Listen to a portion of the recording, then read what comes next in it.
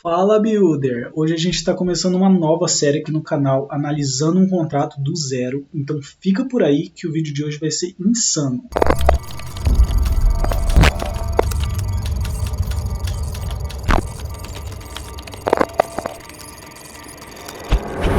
E aí Builder, tudo bem com você? Eu sou o Kip, você está no canal Web3 Dev, aí com conteúdo exclusivo para developers de Web3. Então, se você quiser fazer parte da construção da nova internet, considere se inscrever no canal e também acessar o nosso Discord, que está aí na descrição. Tenho certeza que você vai aprender muita coisa por lá. Então, vamos lá, hoje a gente vai analisar o token do CryptoMines Reborn. Eu escolhi esse token porque ele tem uma base muito boa e também alguns diferenciais que é bem legal dar uma estudada. Então, ele é um token aqui. Ele tem 6 arquivos, né? O crux.sol, o arc20.sol, o ownable, o EARC20, o EARC20 metadata e o context. E ele trabalha aí com o inheritance, ou seja, alguns contratos são filhos de outros. Então, por exemplo, o contrato crux ele é filho do EARC20 e do ownable. Vamos pegar um aqui. O ownable ele é um contrato abstrato que ele é filho do context. E o EARC20, o EARC20 é uma interface. Mas o que é uma interface? O que é um contrato abstrato? Eu já fiz aqui certinho aqui um diagrama já para você entender melhor aqui que contrato é filho do outro e quais são contratos abstratos e interfaces. Né? Então, vamos ver aqui o que são contratos abstratos e o que são interfaces. Aqui, ó. Contratos precisam ser marcados como abstratos quando pelo menos uma função não está implementada. E nesse caso, esse contrato não pode ser instanciado diretamente. Contratos herdeiros do contrato abstrato precisam implementar as funções faltantes. Do contrário, precisam ser abstratos também. Então aqui, ó, vamos pegar, por exemplo, o EARC20.sol. Você pode ver que a função não está implementada, não tem corpo da função. Você só tem aqui, ó, function, total supply, external view returns e o int256 e não tem o corpo. Então essa função não está implementada, portanto ela vai precisar ser implementada por algum dos contratos filhos desse contrato abstrato. E uma observação, contratos podem ser marcados como abstratos mesmo quando todas as funções não estão implementadas. Então, por exemplo, se você não quer que um contrato possa ser instanciado, ou seja, o cara não consiga dar deploy no contrato diretamente, você pode instanciar ele, declarar ele como um contrato abstrato. E interface? A interface é bem similar ao contrato abstrato, só que ela não pode ter funções implementadas. Algumas observações aqui, ó, só podem ser herdeiras de outras interfaces, só podem ter funções do tipo externo e não podem declarar constructors ou variáveis de estado. Então, se a gente for analisar um pouco, a interface ela é um tipo de contrato abstrato, vamos assim dizer, que não tem nenhuma função implementada. Então, se eu sou o cara que está construindo uma interface, eu basicamente estou falando para o meu contrato filho que ele vai precisar ter as funções que eu defini na minha interface. Então, ela é uma ótima forma de padronizar contratos. Né? Então, por exemplo, esse EARC20 é uma interface da rede Ethereum que ela padroniza os tokens. Então, se você entrar aqui na EARC20, você pode ver que as funções dela são bem básicas. Aqui, ó, a função total supply, balance off, função transfer. Então, são funções bem básicas que todos os tokens têm que ter. Imagina se um token não tivesse essa função transferência. Alguns iam ter, alguns não iam ter, que bagunça que ia ser. Então, para você dar deploy num contrato de um token, você precisa ter essa EARC20, porque ela vai te dar algumas funções padrões que você precisa ter para padronizar aí a sua criação de token. Mesma coisa da EARC20 metadata. Então já vamos olhar aqui e analisar essas interfaces para ver qual que é o corpo delas. Né? Vamos começar na EARC20 aqui. Ó. A EARC20 ela tem a função total supply, que é uma função de view só, né? Você pode ver que todas as funções são externas, assim como disse na observação lá. E essas funções de view é só para uma função de consulta, né? Então, essas funções view, essa aqui vai dar o total supply, essa aqui vai dar o balance off, ou seja, quantos tokens tem nesse endereço aqui, no endereço da conta que está chamando a função. Essa aqui vai mostrar allowance.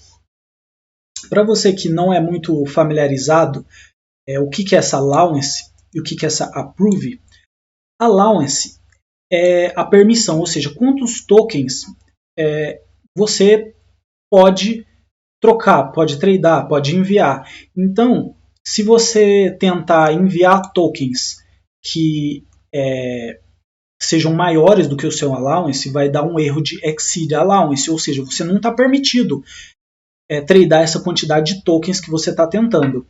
E a função approve é uma função que você aprova um terceiro a mexer nos seus tokens. Então, por exemplo, se eu vou fazer um trade na PancakeSwap, por exemplo, eu tenho que dar approve nesse token para não sei o que é a PancakeSwap, mas você dá um approve para essa empresa mexer nos seus tokens, né? Então eu vou enviar lá a PancakeSwap, ela vai pegar os meus tokens, né? Vai mexer nos meus tokens e vai me devolver outros tokens pelo qual eu estou tradando, né? Então para isso que serve a função approve.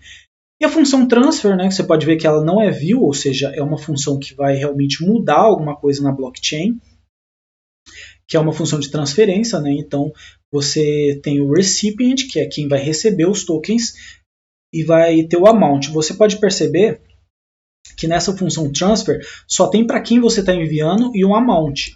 Essa função transfer from, ela é a mesma coisa da função transfer, só que também tem um sender, ou seja, quem está enviando esses tokens. E aqui para terminar temos aqui dois eventos, né, que eles são emitidos quando ocorre uma função de transferência ou uma função de approval. Então, por exemplo, alguém que esteja escutando, né, alguma ferramenta que esteja escutando esse contrato, ele pode se basear nos eventos. Então, fica lá escutando, na hora que sair um evento de approval, faça alguma coisa, né? É para isso, em geral, que serve, né, essa emissão de eventos. Beleza, terminamos esse Arc20, vamos aqui para o Arc20 Metadata, que também é uma interface até mais simples. Você pode ver que ela só tem 3 funções aqui, que é a função name, symbol e decimals. Todas as funções de view, que elas só vão responder aqui qual que é o nome do token, no caso CryptoMines Reborn, qual que é o símbolo, que no caso é Crux, e quantos decimais tem, né, que no caso são 18, se eu não me engano. Beleza, também Arc20 Metadata é uma interface bem simplesona. Agora vamos olhar nos contratos abstratos aqui, lembrando que os contratos abstratos podem ter funções instanciadas, ou seja, instanciadas não, declaradas, né? Declaradas não, implementadas, legal, errei 3 vezes a palavra que eu queria dizer. Então aqui vamos pegar, por exemplo, esse context. Você está vendo que as funções aqui realmente já são funções implementadas, né? Então, ela é basicamente uma interface, só que você já implementa as funções. Então, elas dão uma base para o seu contrato, mas se você quiser, por exemplo, mexer nessas funções, você também pode. Você pode ver aquela função que está virtual. Então, como ela é virtual, isso significa que você pode sobrescrever essa função com a palavra override. Então, se você tiver lá no seu contrato principal e você quiser mexer no que essa função faz, você pode só dar um override nela, eu acho que é assim que fala, override. Você pode dar um override nela que você vai poder substituir o conteúdo dessa função. Vamos analisar o que essa função faz aqui. É um contrato abstrato que chama context, que à primeira vista você pode falar, ué, que estranho, parece que esse contrato não faz nada, porque ele simplesmente substitui o msg.sender por a função underline msg_sender. Então ali no seu contrato principal, em vez de você se referir à pessoa que está mandando a mensagem como msg.sender, você vai se referir a ele como underline msg_sender.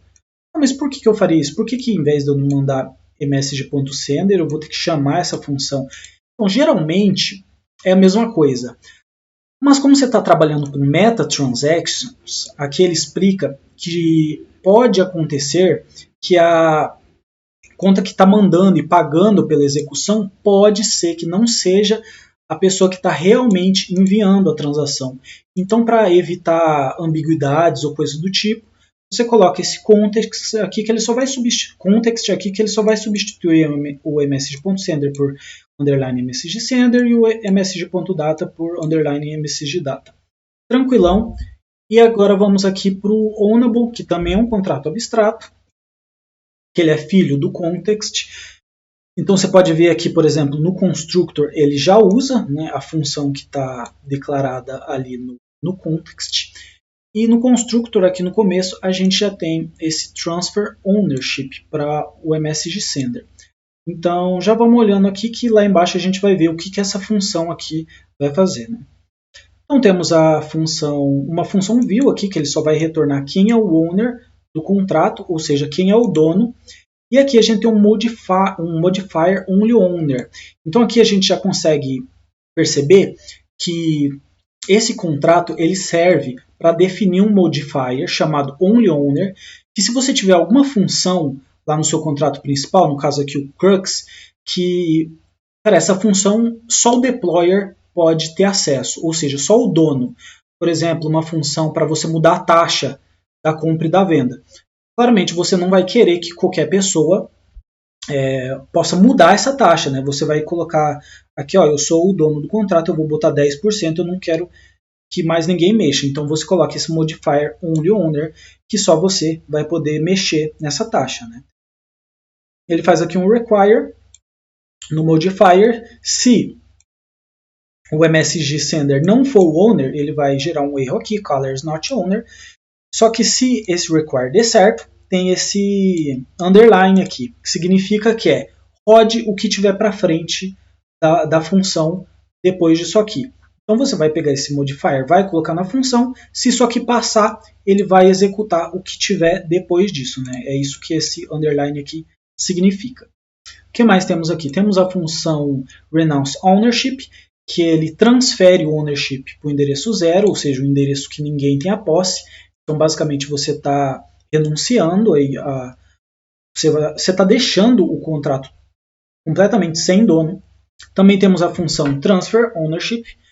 Você manda aqui um new owner e ele vai transferir esse ownership para o new owner. Você está transferindo, você que é o dono do contrato, você pode transferir o contrato para outra pessoa ser o dono, né? E aqui um require que você não pode transferir para o endereço 0, ou seja, você estaria renunciando o contrato se você estivesse transferindo por endereço 0. E temos a função transfer ownership, que a gente já viu elas várias vezes aqui no contrato, né? Que é a função que ela transfere o ownership para um new owner, né? Você vê que essas funções são parecidas, né? Só que essa função aqui é internal, por isso que geralmente ela tem esse underline aqui no começo, né? Então, por exemplo, essa função transfer ownership, ela vai puxar essa função interna aqui. Vamos ver o que ela faz. Ela pega e seta um endereço novo aqui, né? Old owner, para ser igual o owner antigo, né? Esse owner é uma variável aqui que está no contrato, que ele seta na data atual, né? Quem que é o dono do contrato. Então, ele pega esse dono do contrato e muda para esse novo owner que você chamou aqui na função. Então, na hora que você chama essa função e dá esse new owner, você muda o dono do contrato. E você pode ver que essa função aqui é internal, então o contrato acessa, e essa função aqui que é external, que é public, você pode ver que só o dono pode mandar, né? Então ele usa o próprio modifier aqui dentro da própria função. Então é isso, terminamos o Ownable, terminamos aí então toda a base, né, todas as interfaces, tudo que esse contrato vai precisar ter. Então no próximo vídeo a gente vai partir para essa análise propriamente dito, né, para a análise aqui dos contratos ERC20 e do Crux. E então é isso, se você teve qualquer dúvida, você pode deixar nos comentários que eu vou tentar responder todas as dúvidas. Se você achou esse vídeo aí que agregou alguma coisa para você, se você aprendeu alguma coisa com esse vídeo, considera deixar o like. E muito obrigado por ter assistido. Valeu!